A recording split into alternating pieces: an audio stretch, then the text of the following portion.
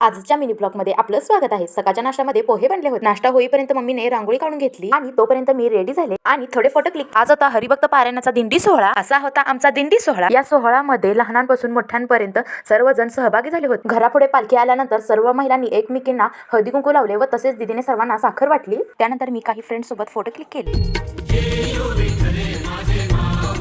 इकडे मटकी फोड झाली आणि तेवढ्यातच ज्ञानेश्वर महाराजांची पालखी मंदिरामध्ये आणली आणि त्यांच्या मागे लगेचच वारकरी सुद्धा आले आणि आरती सुरू झाली। त्यानंतर सर्वांनी आरती घेतली आणि इकडे महाराज स्तोत्र म्हणत होते। स्तोत्र म्हणून झाल्यानंतर सर्व महिला मंडळ जेवायला बसले। संकल्प सोडून झाल्यानंतर स्तोत्र झाला।